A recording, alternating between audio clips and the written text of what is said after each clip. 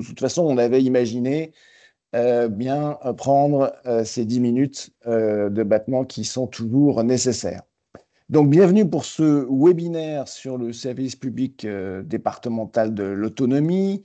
Voilà, c'est un webinaire qui est organisé donc par la chaire Protection sociale et territoire. Alors, je l'explique un peu très rapidement quelle est cette chaire. C'est une chaire d'enseignement qui donc s'appelle plus exactement Protection sociale, innovation et territoire, et qui est qui est portée à la fois par l'École nationale supérieure de la sécurité sociale, le N3S, et par Sciences Po Lyon. C'est une chaire que nous animons avec Gilles Nézosi depuis maintenant 4 ans. Et nous proposons tout au long de l'année des webinaires qui portent évidemment sur cette question de la protection sociale et des territoires. Et quel meilleur sujet que le service public départemental de l'autonomie. Et donc, on a la chance d'avoir un panel d'intervenants tout à fait compétent et complet, avec Aude Muscatelli, qui est directrice adjointe de la Caisse nationale de sécurité pour l'autonomie, avec Mathieu Pardel, qui est directeur départemental à l'ARS Occitanie, avec Frédéric Garlot, qui est directrice de l'action sociale de la Caisse nationale d'assurance vieillesse, avec Olivier Callon, qui est président du CORERPA Île-de-France, donc Comité de représentation des personnes âgées. Et nous avons, alors j'espère que j'ai oublié personne, mais nous avons notre animateur qui nous a rejoint et qui est Albert Lotman. Je lui passe tout de suite la parole. Il y a la Somme aussi. La Somme. Oui, oui, j'ai oublié, pardon, j'ai oublié Madame Delafont, désolé. Directrice de l'autonomie du département de la Somme. Je ne voyais pas sur les écrans, c'est pour ça que je vous ai oublié. Albert, c'est à toi. Eh bien, merci. Bonsoir à tout le monde. Écoutez, on a un programme chargé. Merci aux intervenants. On commence autour de ce service public départemental de l'autonomie. On commence avec la CNSA. On va donner la parole à Aude Muscatelli pour nous aider à fixer un peu le cadre et à bien comprendre quels sont les objectifs, où on en est. On a une phase de préfiguration. Quel regard on a sur cette préfiguration qui a amené à une décision de généralisation? Et vu de la CNSA, finalement, quels sont les critères sur lesquels il faudra qu'on puisse évaluer si on a atteint nos objectifs? Voilà, qu'est-ce qu'on attend de ce SPDA? Voilà, Aude, merci d'être avec nous. Et donc, on commence avec vous pour cette table ronde. Merci beaucoup. Écoutez, je vais parler donc au nom de la CNSA, mais juste pour rappeler que c'est une démarche évidemment qui implique très largement et surtout les territoires. Donc, ça tombe bien par rapport aux enjeux que vous traitez dans le cadre de la chaire. Donc, pour vous rappeler que le SPDA, ce n'est pas une création d'un dispositif nouveau qui serait complètement défini dans la loi, dans le détail de son application, comme on nous le reproche parfois, avec pas de marge d'organisation des territoires. Au contraire, c'est quelque chose qui vise à finalement ramasser et donner à voir et rendre plus efficient des coordinations qui ont déjà quand même largement lieu dans les territoires autour de la prise en charge des deux publics qui concernent la branche autonomie, mais qui concernent en réalité l'ensemble des risques de protection sociale et au premier rang desquels évidemment la CNAM,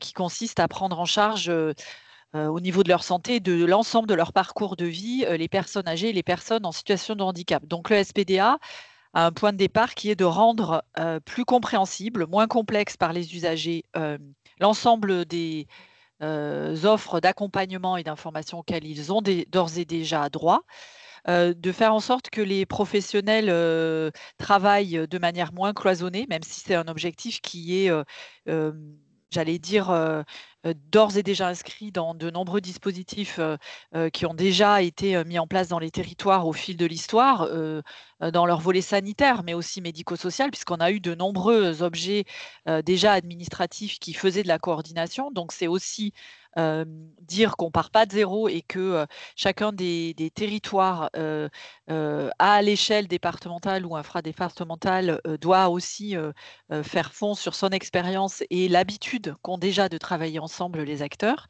Donc c'est pas un modèle descendant, c'est un modèle qui vise à simplifier les parcours, à faire en sorte que les professionnels prennent en charge de manière collective un service public de proximité dont la base est, elle, bien inscrite dans la loi Bienvir, puisqu'il s'agit de la loi Bienvir Autonomie du 8 avril 2024, qui fait suite au rapport de Dominique Libault, qui avait préconisé la mise en place de ce service public territorial de l'autonomie.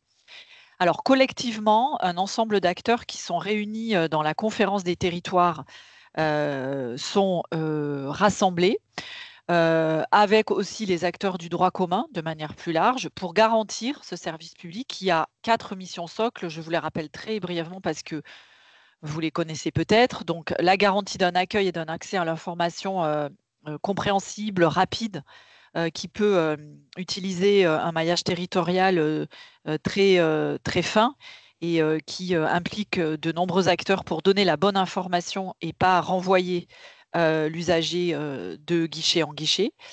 Avoir aussi une évaluation des situations qui permettent aux usagers de bénéficier rapidement de leurs droits dans les délais qui sont prescrits par les textes et qu'on a souvent du mal à respecter, en tenant compte aussi de leur satisfaction dans ce traitement de leur situation et de leur évaluation et de leur accès aux droits. Très important aussi, une fois que ces droits sont décrétés, une fois qu'ils ont eu accès à ces droits et qui sont des droits encore de papier, pouvoir faire en sorte que ces droits se concrétisent par la mise en place de solutions. C'est particulièrement important dans le médico-social puisqu'il ne s'agit pas d'épisodes de vie, mais souvent des prises en charge qui ont lieu dans la durée et qui nécessitent un accompagnement rapproché pour que non seulement la personne rentre dans un parcours, mais qu'elle puisse aussi, ce parcours et ses prises en charge puissent évoluer en fonction du temps, qu'on puisse aussi traiter les urgences.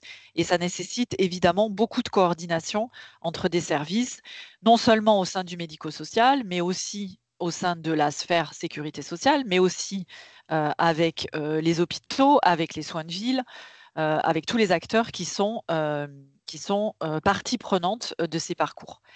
Et enfin, le SPDA vise aussi à prendre en compte l'aspect prévention, puisque c'est quelque chose qui existe depuis 2015 avec les conférences des financeurs de la perte d'autonomie, mais qui a vocation à être plus, comment dire, à être davantage soutenu, notamment vis-à-vis des personnes qui sont les plus éloignées de nos dispositifs, qu'ils soient médico-sociaux, sociaux ou sanitaires.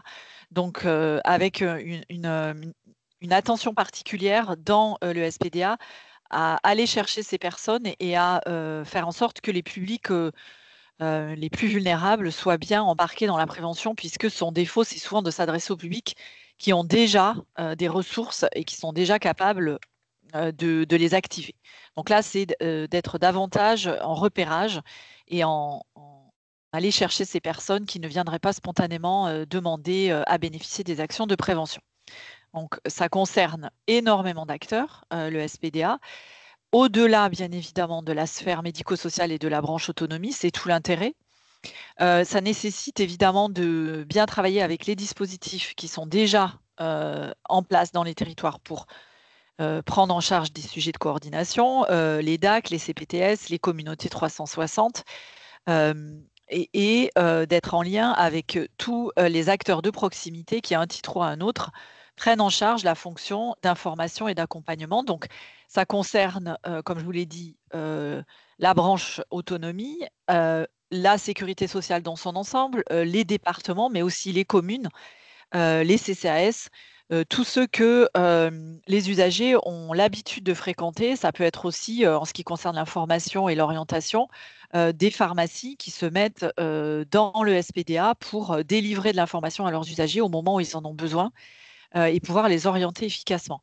Il y a aussi évidemment pour nos sujets l'importance d'embarquer dans l'action et dans les feuilles de route ce qu'on appelle les acteurs du droit commun, puisque de plus en plus, ces populations, qu'elles soient personnes âgées et personnes en situation de handicap, n'ont pas vocation à avoir des droits pris en charge uniquement par les sphères sanitaires, médico-sociales, mais aussi à avoir la plénitude de leurs droits, le droit commun. Donc, en ce qui concerne les enfants, c'est évidemment l'accès à une scolarité. Pour ce qui concerne les personnes âgées en situation de handicap, c'est l'accès à un logement, à l'emploi, au sport, à la culture, au transport.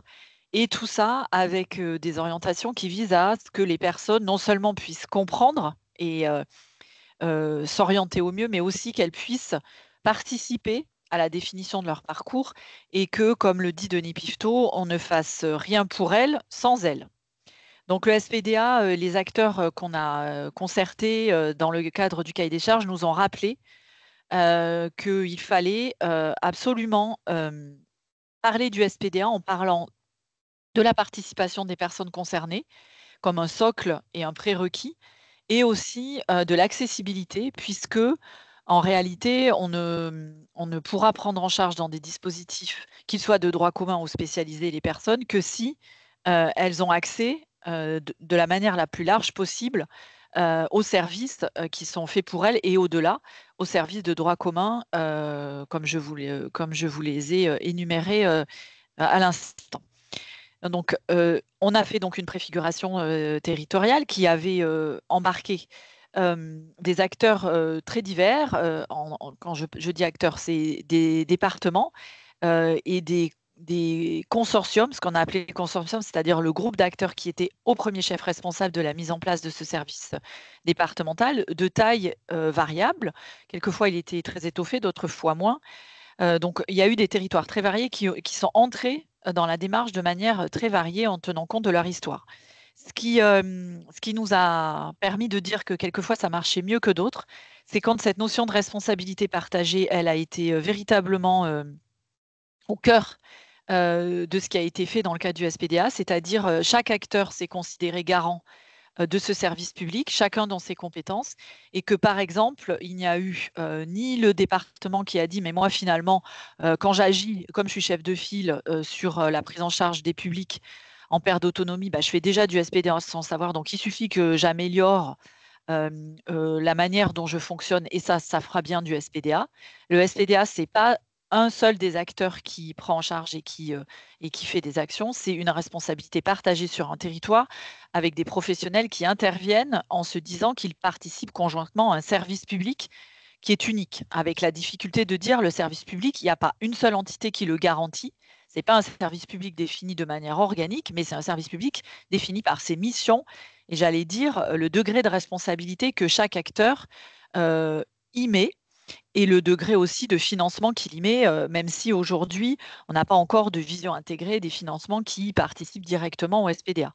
Donc cette responsabilité, elle est au cœur du SPDA et elle a permis que certains territoires soient plus, en tout cas, comment dire, en capacité de couvrir l'ensemble des missions du SPDA lorsqu'il était véritablement porté par un panel d'acteurs large.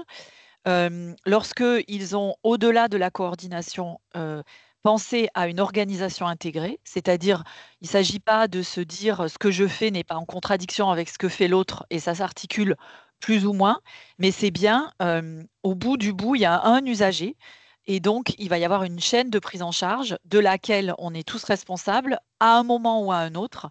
Et donc, on doit connaître tout ce qu'on fait les uns les autres et être capable aussi de renseigner les personnes ou de les orienter en tenant compte de ce que nous faisons ensemble les uns les autres. Donc c'est un peu plus que de la coordination, c'est une phase d'intégration qui nécessite une formation et un travail en commun des acteurs dans un territoire donné et avec des objectifs partagés. Enfin, il y a évidemment l'organisation territoriale qui a compté, puisque selon les maillages, selon les habitudes de travail, des uns et des autres, on avait un maillage territorial d'emblée qui pouvait servir, par exemple, à la fonction information et qui était immédiatement disponible ou pas.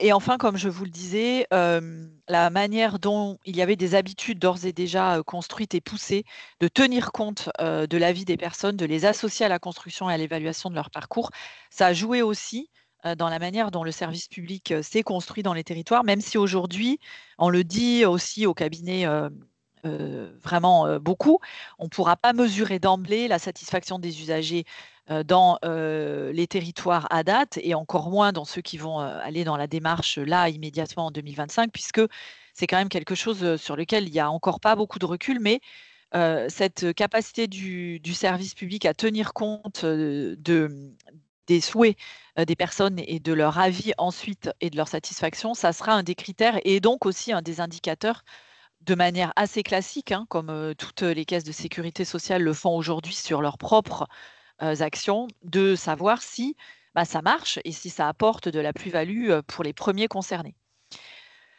Le bilan de la préfiguration, comme je vous le disais, donc c'est des contextes variés.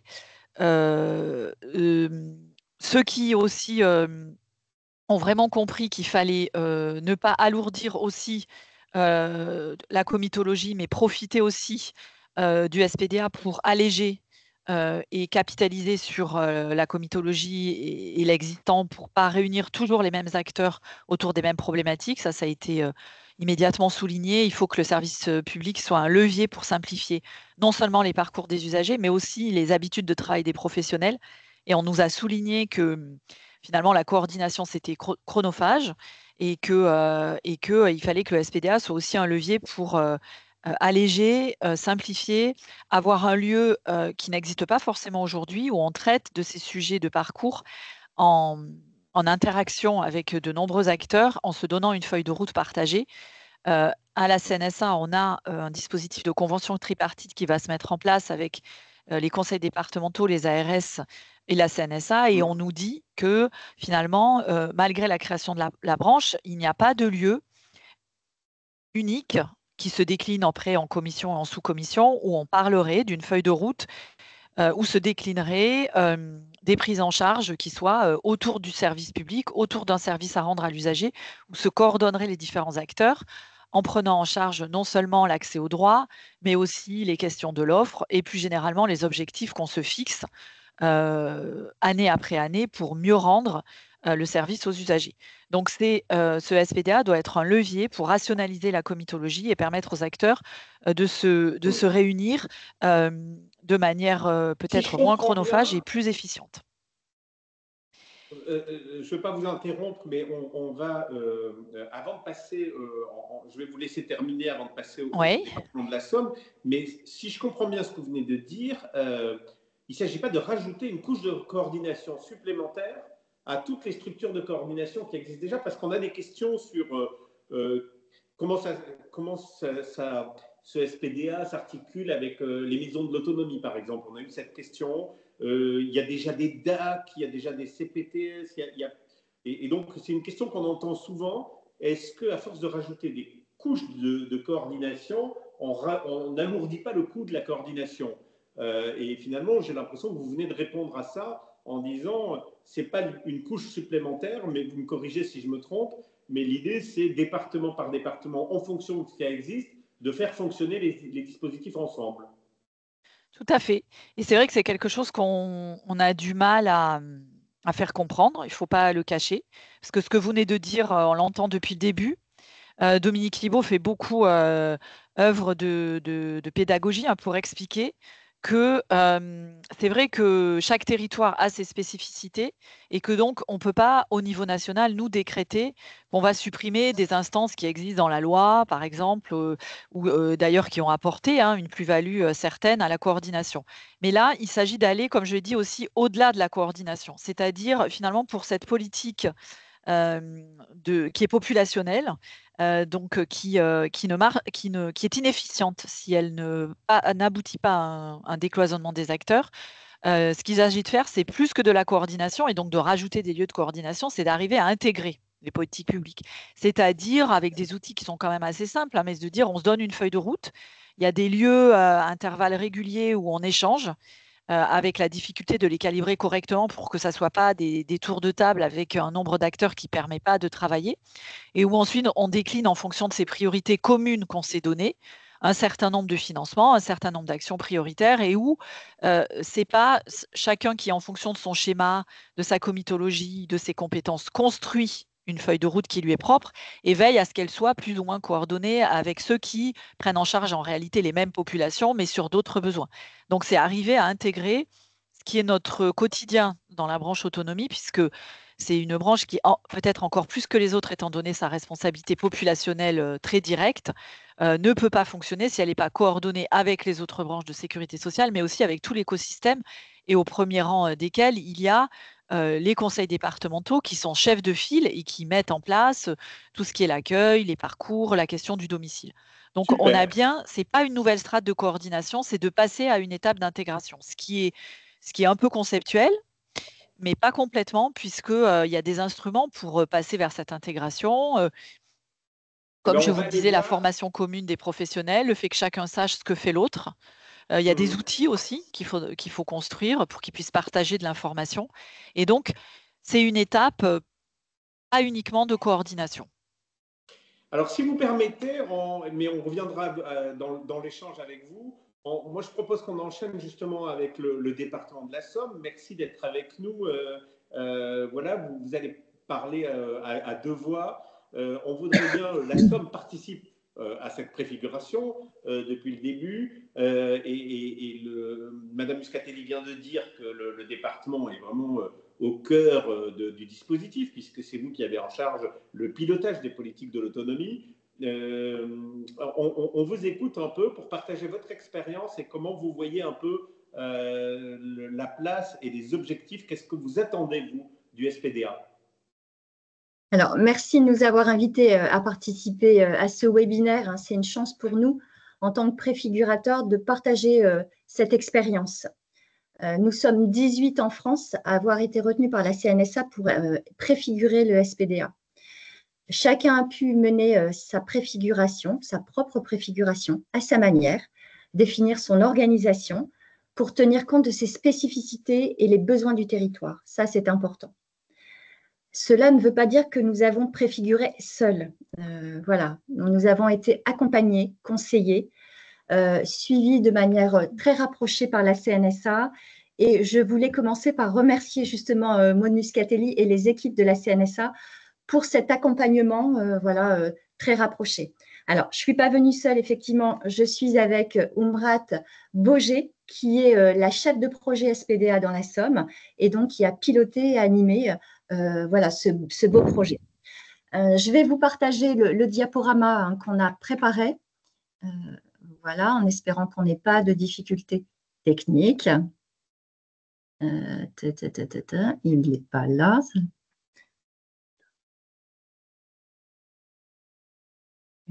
Directement. Si vous cliquez tout l'écran, non. Alors, attendez, hein. On annule, ça va aller. On va l'ouvrir. Voilà. On s'était entraîné, hein, pourtant. Oui, mais moi, je ne m'y risque pas parce que j'ai eu des problèmes techniques, vous avez vu, pour la connexion, donc je vous laisse faire. Je vais essayer. Oui, on y va. Sinon, on va se passer le diaporama, c'est pas grave. On se passera le diaporama, mais forcément, c'était plus agréable. Mais enfin, bon, voilà, on peut démarrer. Normalement, c'est bon. Est-ce que vous pouvez confirmer? Ça marche. Ça marche, c'est parfait. Très bien. Donc, voilà, vous dire quelques mots. Donc, pourquoi la Somme s'est engagée dans la préfiguration? D'abord, le SPDA, ça va être le dossier de l'année 2025, l'ambition d'aller vers une nouvelle manière de travailler avec nos partenaires pour changer le quotidien des personnes. Donc, on s'est engagé pour deux raisons principales. D'abord, parce qu'on souhaitait changer le quotidien des personnes âgées, handicapées et de leurs aidants pour un meilleur accès aux droits.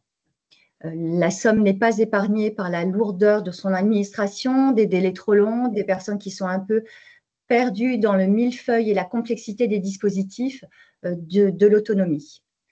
Une volonté aussi d'aller plus loin dans une logique de décloisonnement que nous avions déjà enclenchés dans la Somme. Effectivement, on avait dans la Somme un contexte départemental très favorable à cette expérimentation. D'abord, des habitudes de coopération qui étaient bien ancrées, avec un partenariat très fort entre le département et l'ARS, un partenariat historique.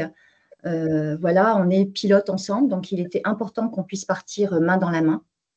Mais aussi un partenariat préexistant entre les membres du consortium. Donc, le consortium dans la Somme, c'est l'ARS, le conseil départemental, la MDPH, la préfecture et l'éducation nationale. Ce partenariat préexistant, il est engagé depuis 2022 parce que nous avons signé chez nous un document atypique qui est un accord de méthode entre services de l'État, département, ARS, éducation nationale, pour déployer des solutions innovantes, voilà, et décliner un partenariat fort autour de 4 axes: l'habitat, l'école inclusive, l'emploi, l'accompagnement inconditionnel et le soutien aux aidants. Donc, fort de cette habitude de travail ensemble, on s'est dit pourquoi pas y aller. Et puis très vite, on s'est rendu compte que d'autres partenaires incontournables se sont impliqués dans la démarche et nous ont rejoints. Donc le DAC, le dispositif d'appui à la coordination, les CPAM, la CARSAT, la MSA, la GIRCARCO et d'autres partenaires qu'on est allé rechercher après. En résumé, voilà, si la Somme a été préfiguratrice, c'est parce qu'elle avait déjà des dynamiques territoriales solides, des habitudes de travail en commun et puis des objectifs qui étaient partagés depuis longtemps. Les enseignements de cette préfiguration, alors bien entendu, on en retient beaucoup de positifs, voilà, d'aller encore plus loin dans ces logiques de coopération et d'interconnaissance, de partager une vision commune du SPDA axée sur le principe de co-responsabilité. Donc, comme l'a rappelé tout à l'heure Maud Muscatelli, l'objectif n'est pas de créer un millefeuille, quelque chose de supplémentaire, mais bien de travailler mieux ensemble et de manière co-responsable. Donc, pour nous, ça a vraiment été quelque chose d'emmener nos partenaires et de les faire adhérer sur cette co-responsabilité. Et voilà, ce qu'on retient de positif, et j'aurais peut-être dû commencer par ça, c'est effectivement la manière dont on a travaillé avec les personnes concernées. Donc, dès le départ de la démarche de préfiguration, nous avons souhaité recueillir la parole des usagers. Donc, nous les avons réunis, voilà, une trentaine de personnes, alors pas des représentants d'associations d'usagers, vraiment des personnes, des vrais gens, entre guillemets, et nous les avons écoutés et on leur a demandé, voilà, qu'est-ce qu'elles attendaient, quels étaient leurs besoins, qu'est-ce qu'elles attendaient du SPDA, quelles étaient les difficultés qu'elles avaient au quotidien. Nous avons été remarqués au niveau national par cette démarche très inclusive, en fait, et ces personnes ont été associées tout au long de la démarche de préfiguration et nous les avons consultées, voilà, dès qu'on avait des grandes étapes dans cette démarche de préfiguration pour leur demander comment elles percevaient les choses.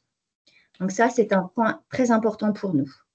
Les points de vigilance et les défis à relever, parce qu'il y en a encore quand même beaucoup, c'est de pouvoir acculturer tous les professionnels, dans la mesure où le SPDA ne repose pas seulement sur les pilotes, mais bien sur l'ensemble des acteurs, hein, donc un regard 360 degrés, donc le social, le médico-social, le sanitaire, mais pas que, hein, le droit commun, c'est ce qu'on disait tout à l'heure.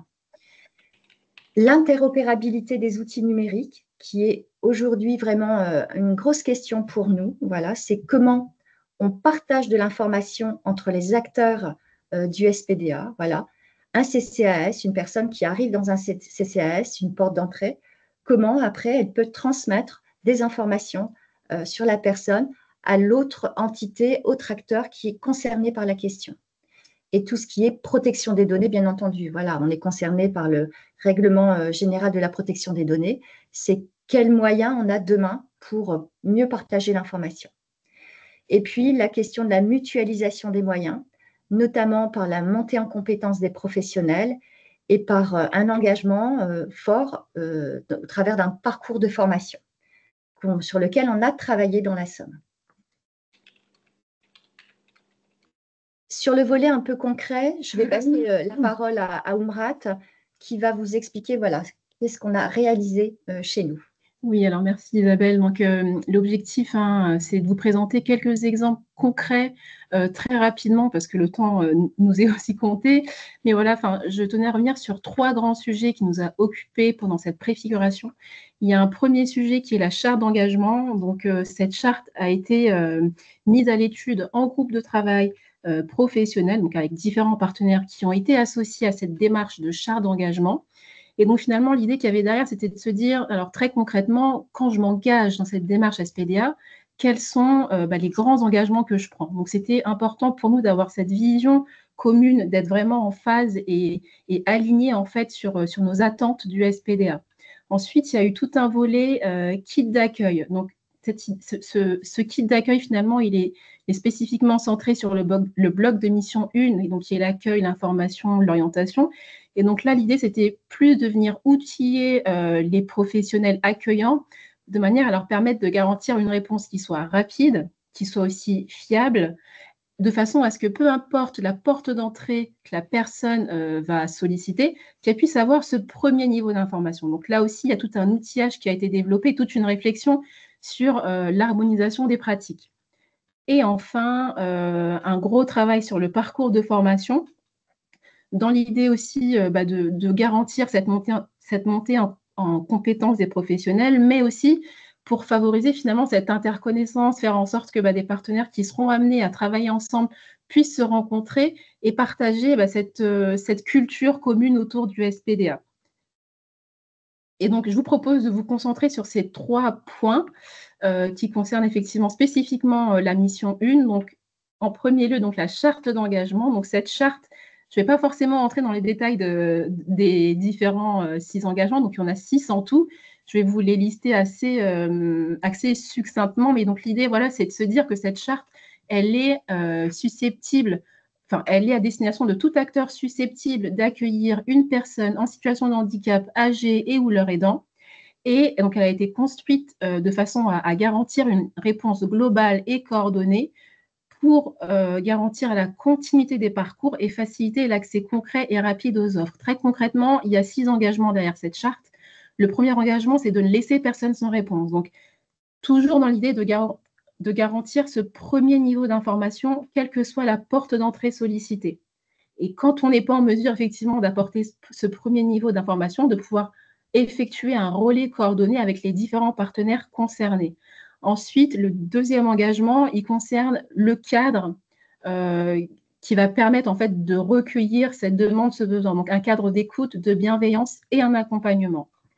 Ensuite, le troisième engagement repose sur cette démarche de co-responsabilité dont on a tant parlé, sur l'idée que, voilà, effectivement, on sera amené à se transmettre des informations, comment se transmettre, dans quelles conditions, donc veiller à respecter toute la réglementation autour de la transmission d'informations, mais aussi et surtout travailler ensemble, favoriser l'interconnaissance et que chacun puisse effectivement prendre sa part dans ce service public. Le quatrième engagement donc, repose sur le partage d'un socle commun. Et donc, ce socle commun, il repose sur la formation, donc le parcours de formation qui a été construit, et tout l'outillage qui a été développé. Donc, l'idée, comme je le disais auparavant, c'est de garantir une certaine harmonisation des différentes pratiques, qu'on soit dans un CCS, dans une maison France Service, une MDSI, qu'importe, c'est qu'on puisse vraiment garantir cette harmonisation dans certaines pratiques, dans certains process, pour justement pouvoir apporter cette même réponse de premier niveau à l'usager. Et donc, le cinquième engagement, c'est tout ce qui concerne l'accessibilité. On n'est rien venu inventer, mais c'était pour nous important de réaffirmer cet impératif de proposer un accueil accessible et inclusif. Et enfin, donc, dernier engagement, il porte sur l'amélioration des pratiques, qui était aussi pour nous important de veiller à ce qu'on ait un retour d'expérience autant des personnes accueillies que des professionnels. Donc, il était également important que ça figure sur cette charte. Maintenant, si on se concentre... Je vous laisse conclure. Oui, Oui, on a encore, très très rapidement. rapidement, on a encore quelques éléments quand Oui, même. donc, si on se concentre sur ce kit d'accueil SPDA, donc il a été pensé en 3 parties. Un premier niveau qui est d'accueillir, d'identifier la demande, d'orienter. Un second niveau qui est d'apporter la réponse et un troisième qui est d'évaluer. Je vais aller très rapidement, mais donc voilà, l'idée c'était de venir outiller.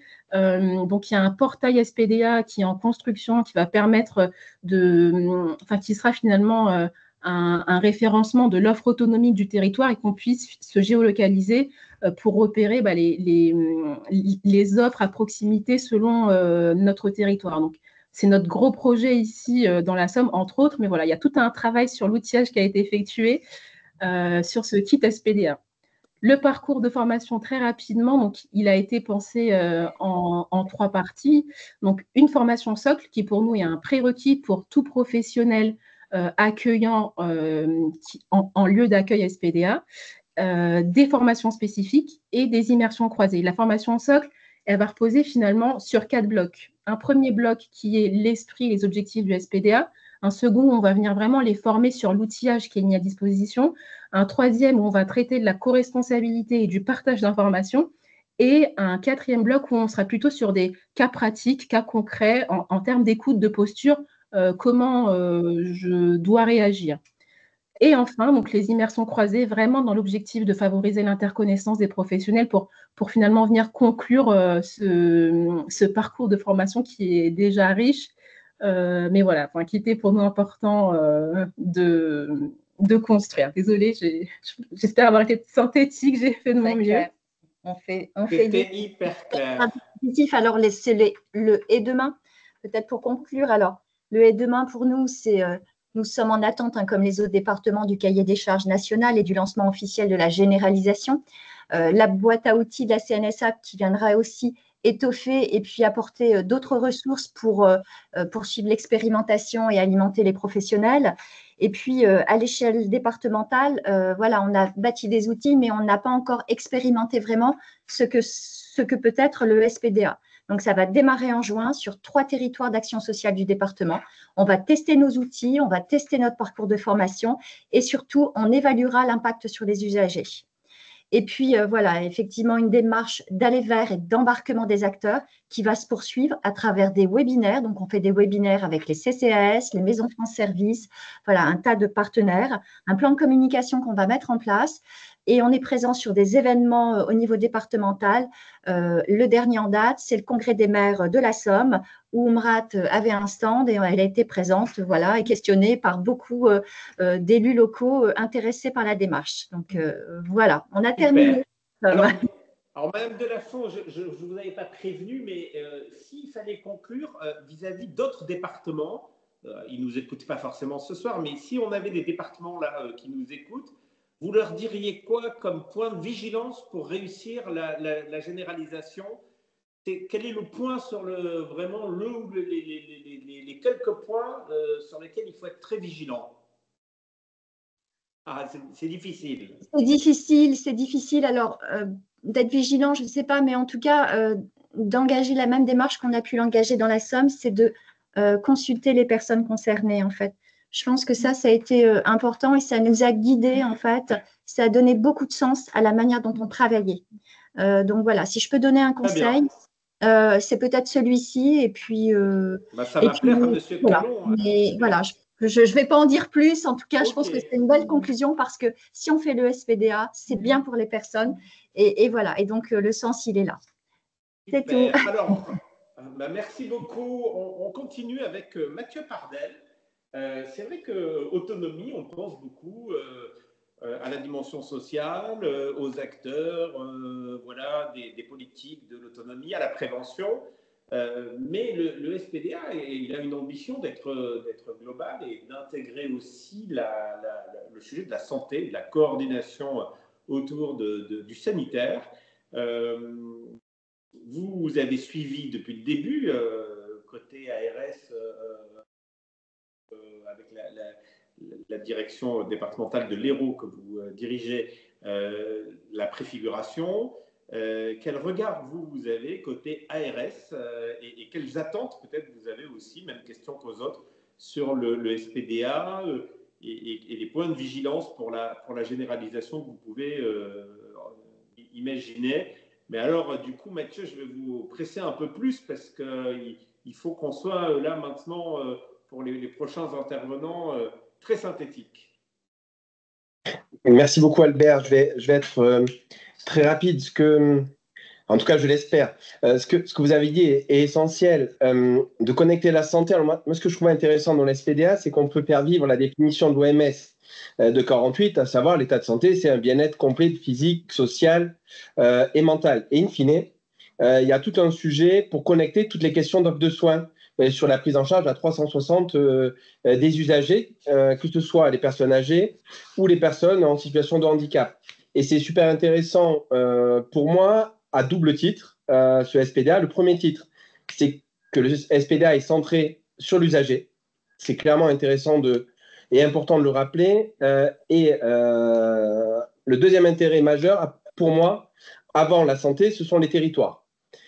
L'usager, parce que c'est clairement le parcours du combattant pour les usagers, qu'ils soient personnes âgées, leurs aidants ou les personnes en situation de handicap. Il y a tout un enjeu de fluidifier ces parcours-là.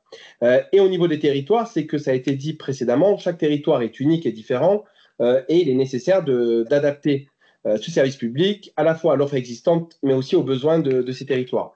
Et côté agence, moi, j'y vois plusieurs intérêts et surtout une réelle plus-value, possiblement à la présence des ARS, en tout cas la participation globale. Ça a été dit, le SPDA fonctionne dans les territoires que s'il y a un coportage, un copilotage ou une dynamique commune portée par le conseil départemental et l'ARS pour avoir justement une impulsion au regard des compétences respectives qui sont les nôtres, pour impulser et amener l'ensemble des acteurs à se mobiliser pour cette prise en charge à 360. Parce que vis-à-vis de l'ARS, c'est assez simple. Ça nous permet cette plus-value et le retour d'expérience que j'en tire, c'est d'avoir eu la capacité à mobiliser l'intégralité des acteurs du soin, qu'ils soient de l'hôpital comme de la ville. On a souvent pensé réduire l'autonomie à la prise en charge plutôt médico-sociale ou sociale.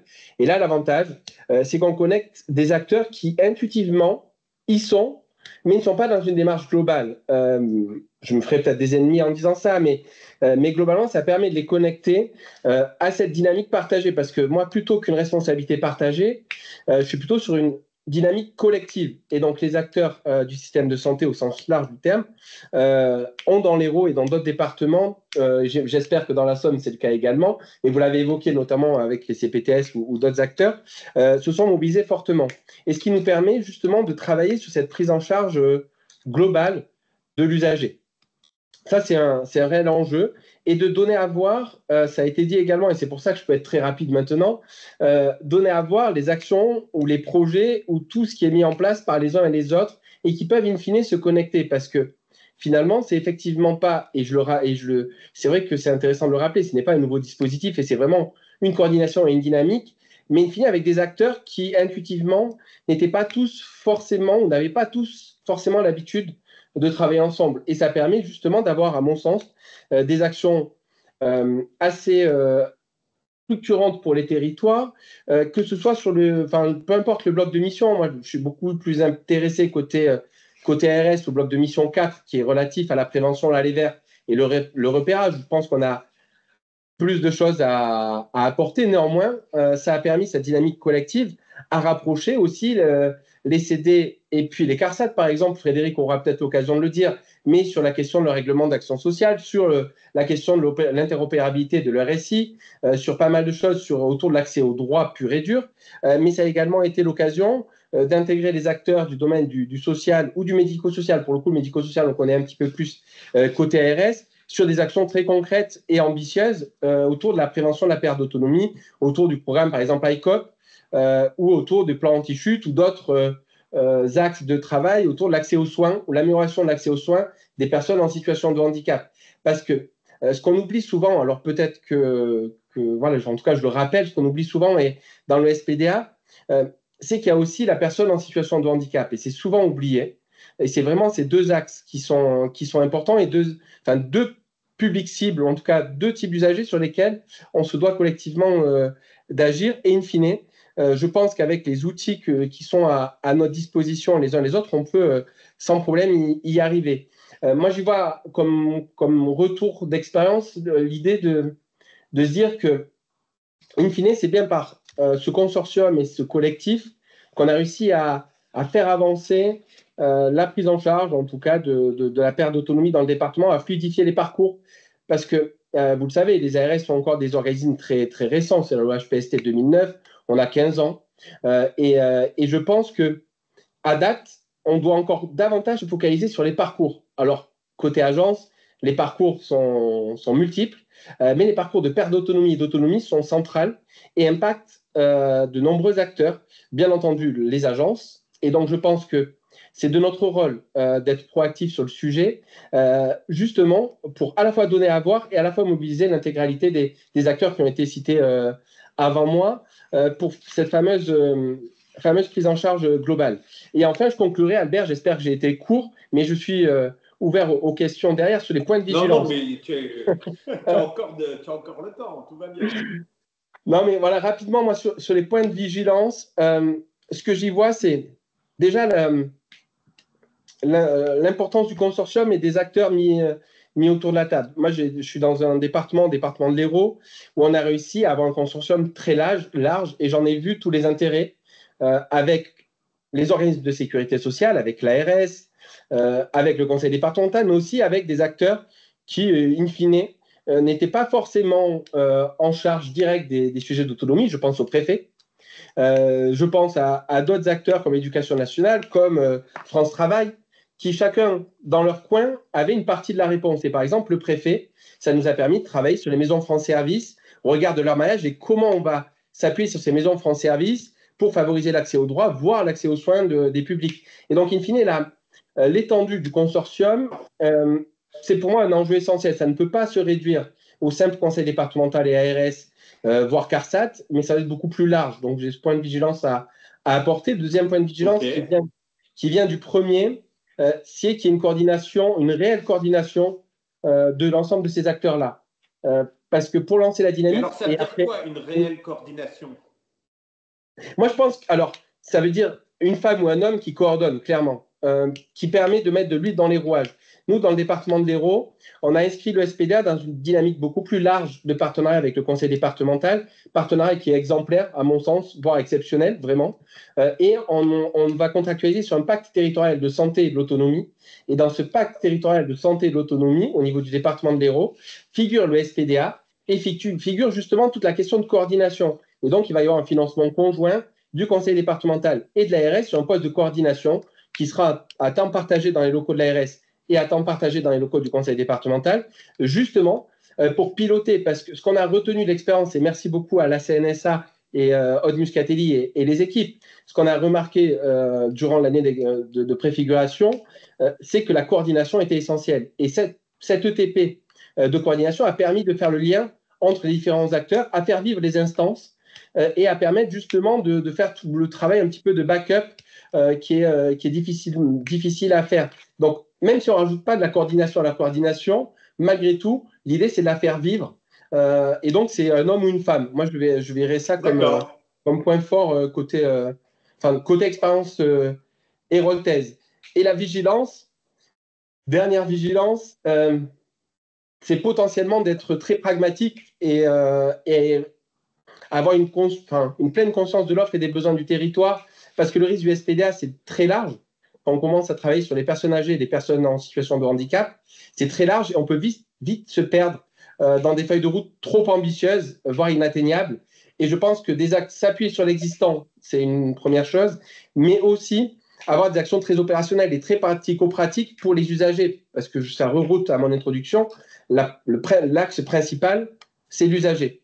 Et donc, par exemple, quand nous, on va travailler sur les admissions directes des plus de 75 ans à l'hôpital, eh bien, on va travailler avec l'ensemble des acteurs.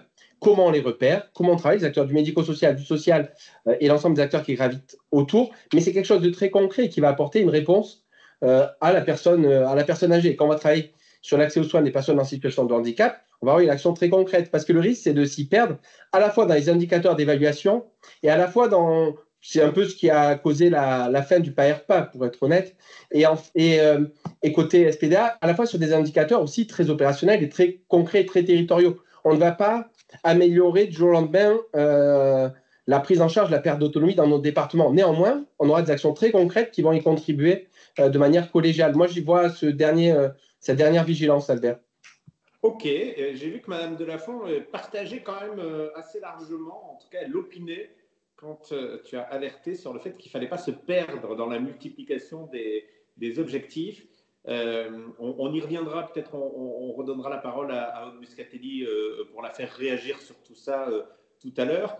Moi, je note aussi que quand même, il y a des coûts de coordination. Je vous demanderai à la fin, aussi bien ARS que département, est-ce qu'on a les moyens humains d'assurer cette coordination dans une DD ou une DT ARS, il n'y a pas beaucoup de collaborateurs. Est-ce que derrière, on est capable de mobiliser cette ressource de bon niveau d'ingénierie territoriale un peu, hein, enfin voilà. Je propose qu'on passe à la CNAV. Donc, c'est côté Sécu, on voit bien que le sujet, c'est aussi bien les CARSAT que les CEPAM. Mais c'est vrai que donc on a bien entendu qu'il y a le handicap et le champ du grand âge. Là, on donne la parole à Frédérique Garlot, donc directrice de l'action sociale de la CNAV. Donc là, on est plus sur le champ du grand âge. Mais vu de la CNAV, Frédérique, même question. Vous avez suivi depuis le début la préfiguration autour du SBDA. Quels principaux enseignements vous tirez de cette préfiguration et quels sont les objectifs, les attentes de la CNAV et peut-être les points de vigilance? Bonjour à toutes et tous, merci pour l'invitation. Peut-être déjà, ce que j'en tire comme enseignement, c'est finalement l'ambition de créer un droit, un double droit, un droit à un parcours et un droit à la prévention. Et de le faire finalement dans une entrée bénéficiaire, dans une entrée personne.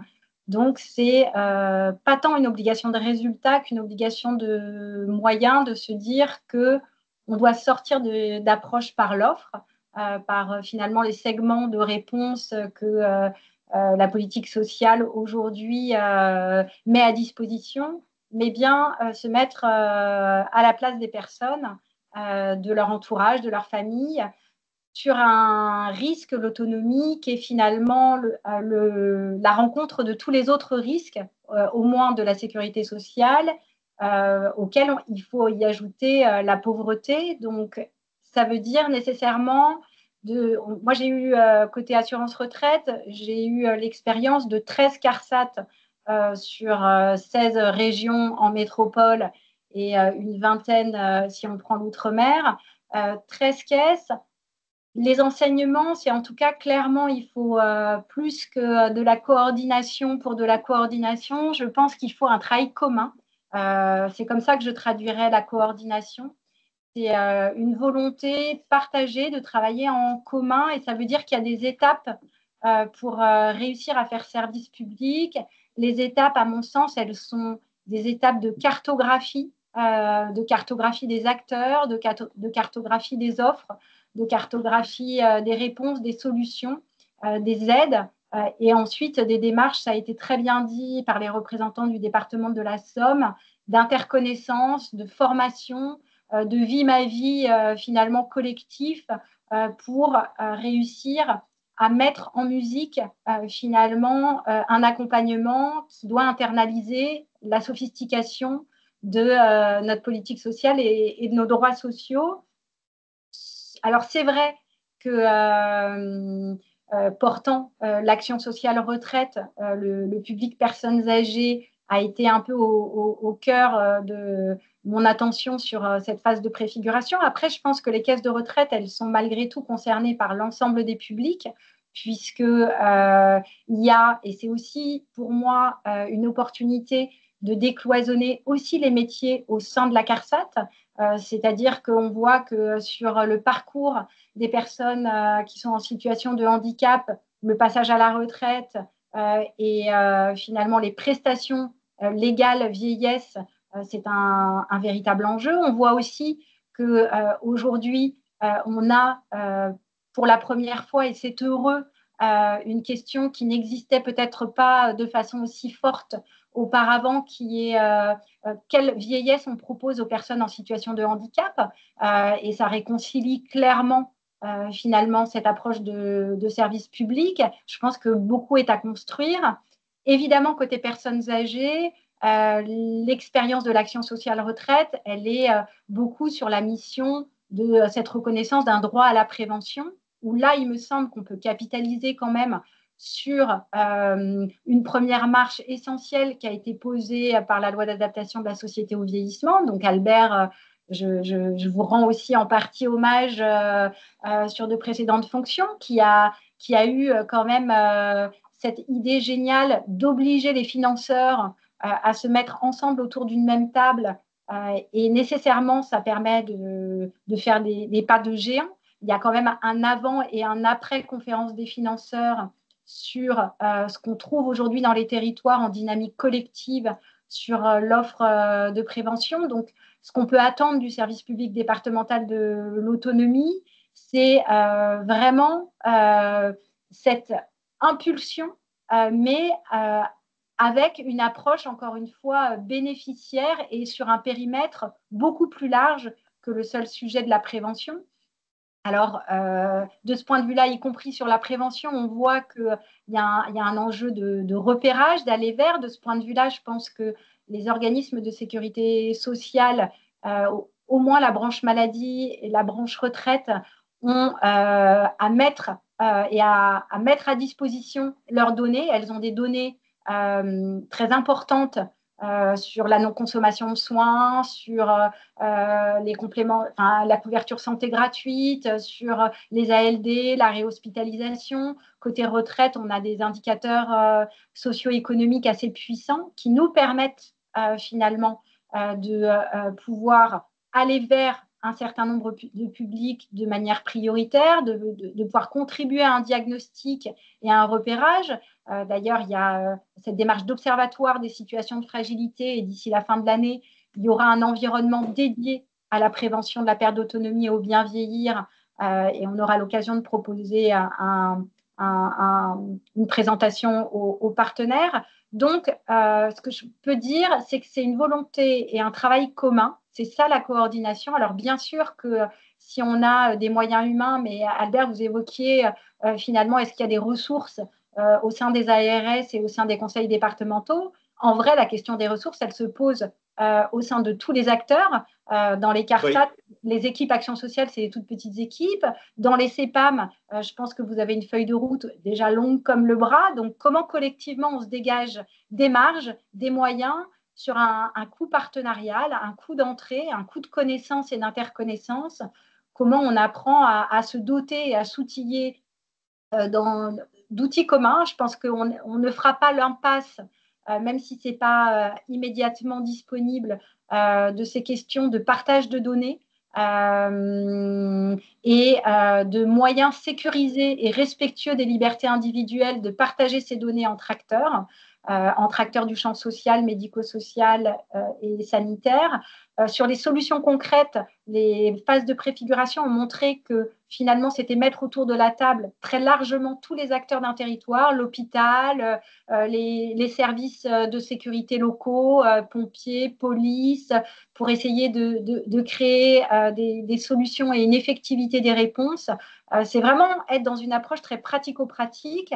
Les points de vigilance que je verrais, et là je reprends une casquette pure sécurité sociale et qui revient aux principes fondamentaux de tout service public, c'est cette logique d'égalité des citoyens devant le service public, avec, malgré tout, on a vu que la phase de préfiguration, elle dépendait beaucoup du niveau de maturité des acteurs, du degré déjà partenarial des territoires, des habitudes de travail commun. Et donc, sans doute, quand même une interrogation sur est-ce qu'on arrivera à offrir un service public qui propose la même qualité de service, la même qualité d'engagement en tout point du territoire. C'est pour moi le gros point de vigilance qu'il faudra collectivement qu'on essaye de conserver à l'esprit. Donc, bref, pas de grand soir, une histoire qui démarre, comme pour la conférence des financeurs, une obligation de moyens plus qu'une obligation de résultat. Et cette obligation de moyens, c'est l'engagement de chacun de travailler ensemble, communément, par une approche bénéficiaire et de sortir de nos petites lornières. Donc, c'est tout un tas d'opportunités et de risques. Il faut s'attacher à limiter les risques et à saisir les opportunités pour améliorer la qualité de service. De toute façon, le contexte des moyens finis qui est le nôtre aujourd'hui ne nous laisse pas d'autres perspectives. En tout cas, c'est un beau projet de passer de la coordination au travail ensemble. C'est une manière de le dire qui est optimiste et vraiment, j'espère qu'on pourra mesurer ça quand on fera des évaluations. Olivier Callon, on ne pouvait pas parler du SPDA sans un intervenant représentant les personnes concernées. C'était la conclusion de Madame Delafont tout à l'heure. On aura réussi si on construit avec les bénéficiaires. Vous êtes président d'un CORERPA en Île-de-France, qui est une initiative propre à l'Île-de-France. Ça doit être le seul comité régional de représentation des personnes âgées. Vous connaissez bien le sujet, vous avez vous aussi suivi cette phase de préfiguration depuis le début. Quel regard vous avez en synthèse un peu sur ce qui a été dit avant qu'on revienne vers les différents intervenants? C'est important de vous entendre. Est-ce que vous êtes en phase avec ce qui a été dit, avec la vision? Et qu'est-ce que vous attendez du SPDA, Olivier Callon? En tout cas, même si vous ne représentez pas à titre personnel tous les bénéficiaires, c'est quand même intéressant de porter la voix avec nous là, des usagers. Bonjour, merci Monsieur Lotman. Effectivement, je ne représente pas tous les usagers de France et de Navarre. Simplement, en tout cas, merci d'être là parmi vous en tant que, je dirais, simple usager, parce que je suis jeune retraité et aidant, mais aussi représentant des usagers, puisque vous l'avez souligné avec la conférence des financeurs, on va fêter les 10 ans de la loi d'adaptation de la société au vieillissement, qui a été créée fin 2015 et qui a mis en place justement ces fameux comités départementaux de la citoyenneté et de l'autonomie, dont je représente une petite partie, puisque c'est la formation personnes âgées de la COERPA régionale, mais ça nous a permis quand même, pour aller très vite dans le sens de la préfiguration, d'avoir 3 départements sur les 18 en Île-de-France, de travailler en 2024 justement sur cette préfiguration. Et avec une demande forte de la COERPA dès 2023, lorsqu'on a entendu parler des SPDA, que les CDCA fassent partie justement du consortium. Donc ça a tombé très bien. Donc j'ai pu, pendant l'année 2024, voir véritablement entre les personnes âgées, handicapées, les personnes handicapées et leurs aidants, on a pu vraiment travailler. Et je remercie tous les moyens qui ont été donnés comme la Somme, par la CNSA, entre les conseils, entre les groupes de travail. Donc voilà, ça avait été vraiment une très belle année. Cette année, en fait, dans cette année, il y a eu vraiment une création d'une dynamique entre les différents partenaires. Moi, j'étais très content en tant que simple usager, représentant d'usagers, de voir tout ce beau monde autour de la table. Donc, création d'une dynamique, reconnaissance mutuelle entre les différents acteurs qui ne se reconnaissaient pas. On a parlé du CCS ou qui ne se connaissaient pas du tout, de Maison France Service, des DAC. Voilà, là, il y avait quelque chose de très beau. Une cartographie de l'existant et je dirais des partenariats déjà scellés sur le territoire, avec une réflexion constante sur la symétrie de nos besoins, nous les usagers. Donc c'était un deuxième point très concret. Et troisième point très concret, des fiches d'action, comme la Somme vous en a parlé. Moi j'en ai une dans le 92, avec le département du 92, identifié et formé, effectivement, vous en parliez, pour mettre de l'huile dans les rouages, de référents experts SPDA pour chaque organisme. Voilà. Ou alors, dans le 93, on parlait de la CNAV avec Madame Garlot, effectivement, le déploiement de ICOP, tout ce qui est prévention, donc du concret avec le gérontopole Girondif. Donc ça, l'année 2024, franchement, superbe. Maintenant, l'année 2025, ce qu'il faut bien comprendre, effectivement, vis-à-vis des usagers, c'est que là, comme l'a bien souligné Madame Muscatelli, pour tous les départements, c'est la loi bien vieillir. Donc, c'est inscrit. En avril 2024, ce qui n'était pas gagné d'avance pour nous, les usagers. Et ça nous ramène les textes de représentants des usagers dans la loi d'adaptation à la société au vieillissement. Donc, aujourd'hui, nous, au niveau représentant des usagers, on reconsidère, je parlais de responsabilité, vous essayez de revoir comment le CDCA peut aussi s'engager et être responsable maintenant qu'on a fait partie de ce cahier des charges pour assurer un réel rôle de courroie de transmission de ces instances avec l'ensemble, je le rappelle, de nos associations représentatives d'usagers, parce que ça peut être personnes âgées comme la FNAR, ça peut être les personnes en situation de handicap comme l'APF ou l'UNAFAM, ça va être les aidants comme l'Association française des aidants. Voilà. Et donc, je crois que c'est important de dire, de toute façon, on en rentre de marche, et c'est vrai que ce n'est pas une couche, je le répète, c'est vrai, on le dit souvent, ce n'est pas une couche, c'est justement cette coordination et cette intégration au bénéfice de nous, des usagers. Les points de vigilance, parce qu'on avait réussi au fil des années, de ces 10 ans, à rentrer dans les conférences en tant que membre du jury, dans les conférences des financeurs, voire dans l'habitat inclusif, qui nous a permis de voir justement toutes ces belles choses. Je souhaiterais, je l'ai déjà dit, qu'on soit aussi dans la gouvernance, nous les CDCA, du futur CTA, Conseil territorial de l'autonomie, qui devrait être mis en place en 2025. Et une deuxième condition, une vigilance, c'est que nos membres, on est tous bénévoles dans les CDCA. On parlait d'outillage des professionnels, mais nous aussi former, valoriser à toutes ces instances ces dispositifs, ces lois, et au monde social et médico-social. Sur le sanitaire, vous le savez bien, vous avez toute une représentante des usagers qui ont des formations. Nous, on en manque vraiment pour les bénévoles que nous sommes, et nous le demandons. Voilà. Et je voulais dire juste pour conclure qu'on fête les 80 ans de la sécurité sociale, on a fêté les 20 ans de la CNSA, fêtons l'avènement du service public de cette nouvelle 5e branche, donc celle de l'autonomie. Super, merci beaucoup. Je reviens une seconde vers Aude Muscatelli. On a entendu beaucoup de choses. Tout à l'heure, effectivement, vous aviez planté le décor. Est-ce que vous êtes en phase avec les différents témoignages qu'on a eus? Quand est-ce qu'arrive la boîte à outils de la CNSA? Est-ce que, et dans les questions qui étaient posées sur le fil de discussion, il y avait une question un peu pointue, je ne sais pas si vous voulez, si vous avez des éléments, mais il y a une question, n'est-ce pas, aux futures plateformes de services de coordonner l'assemblage des prestations à travers des services partagés de coordination et de parcours. Je ne sais pas ce que ça vous inspire.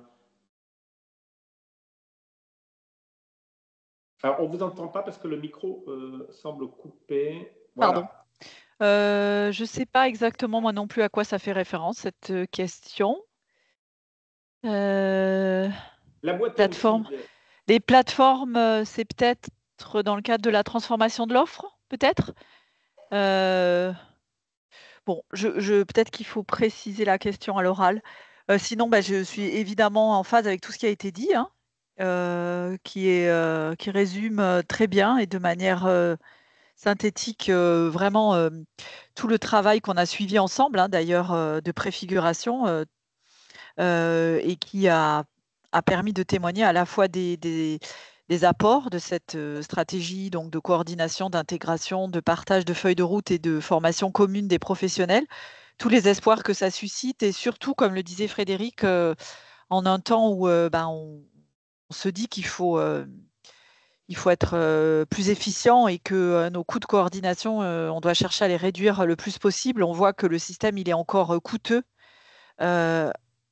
aussi parce que il a des points aveugles liés à une absence de coordination, on le sait bien, tous, et que donc, certes, on se dit qu'on a déjà des agendas les uns et les autres très chargés. Quand je parle d'agenda, je ne parle pas d'agenda personnel, mais des feuilles de route qu'on nous fixe pour nos organismes propres, et que c'est déjà difficile de les remplir, mais peut-être que ça nous permettra de travailler mieux, évidemment au service des usagers, et aussi de faire des économies.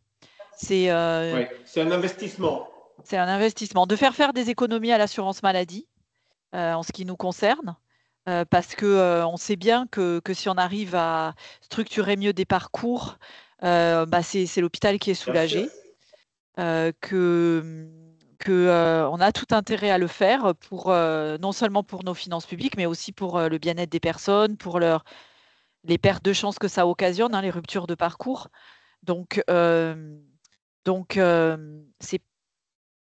c'est une manière de gagner en efficience aussi. Et donc, c'est pour ça que On essaie de se dire que ça doit aller de pair avec une simplification de nos organisations et peut-être de nos manières de travailler pour qu'elles soient davantage centrées sur ces objectifs de coopération et moins sur d'autres choses. Après, c'est difficile de trier entre toutes nos priorités, mais en tout cas, peut-être que ce souci de la coordination doit devenir une véritable priorité d'action publique et pas du plus. Du plus qui s'ajoute quand on a fini tout le reste. Eh bien, vraiment, moi, je partage complètement cette idée que nos politiques sociales souffrent d'abord de leur cloisonnement et que là, il y a une vraie ambition qui donne beaucoup de sens pour gagner en efficience et que effectivement, c'est du temps un peu d'investissement, mais il y aura, c'est aussi du temps de gagner si on fonctionne bien, et comme vous avez été plusieurs à le dire. Je vous propose le mot de la fin avec Madame Delafont. Voilà, est-ce que tout ça vous a inspiré quelque chose? Est-ce que vous êtes optimiste? Là, pareil, vous n'avez pas votre micro. Alors forcément, quand on s'engage dans cette démarche, voilà, il faut garder son optimisme. On a parfois des phases difficiles parce que préfigurer, c'est un jour avancer et le lendemain reculer. Voilà, il y a eu des jours, des réunions où on n'était pas toujours en phase avec nos partenaires. Donc, il faut aussi se recentrer, s'écouter et voilà, faire évoluer aussi des positions. Donc, on a été aussi dans ce jeu régulier et c'est pas fini. Donc, voilà. Oui, on est optimiste. Alors, effectivement, la question des moyens financiers, voilà, on se la pose. En même temps, on sait qu'on a un petit peu de visibilité jusqu'à la fin de l'année puisque la CNSA va nous attribuer un petit peu de moyens complémentaires pour l'ingénierie voilà, de projet. Donc, ça, c'est important. Et puis, on verra sur 2026. Voilà, on ne devrait pas, si on se coordonne bien, si on travaille bien ensemble, pas sûr qu'on ait besoin d'avoir des besoins de moyens supplémentaires. Voilà, je le dis comme ça. On verra. Très bien. Eh bien, écoutez, moi, je vous remercie tous vraiment beaucoup pour la préparation et l'animation de ce webinaire. J'espère que pour les auditeurs, ça permet un peu de clarifier cette notion qui est une nouveauté, puisqu'on attend là, le cahier des charges qui devrait arriver au mois d'avril et qui est dans les tuyaux. Mais donc, on est en phase de généralisation là. Et comme l'a dit Olivier Callon, on construit là véritablement les briques de cette 5e branche. C'est une aventure enthousiasmante. En tout cas, j'espère que c'est plus clair et merci à tous pour vos explications. Et je laisse Pierre Mayer conclure s'il le souhaite ce webinaire. À bientôt. Au revoir. Alors, merci beaucoup Albert, merci beaucoup aux intervenants. Je passe tout de suite la parole à Gilles Nézosi qui nous a rejoint et qui va donc faire la conclusion. Bien, bonjour à tous.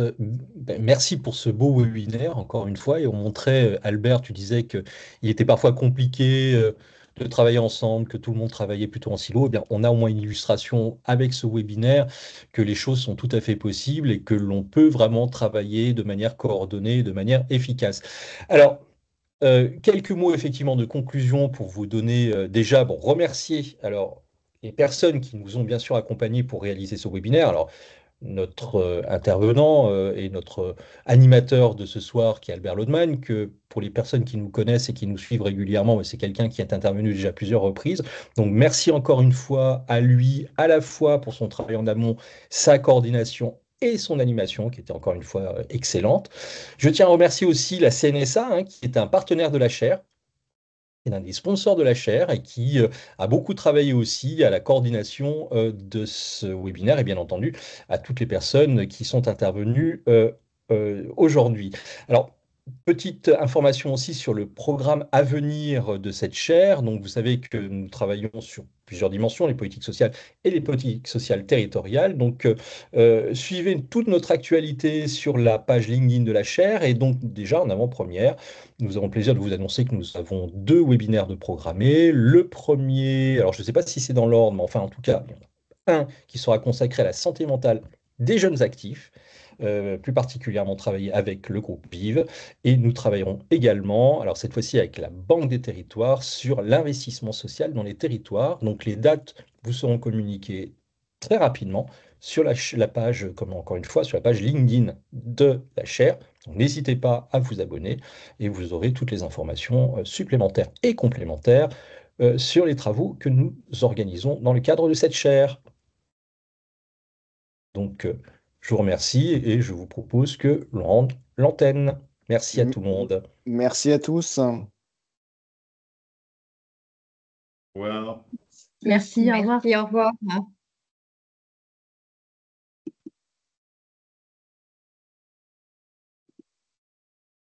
Du coup, on reste.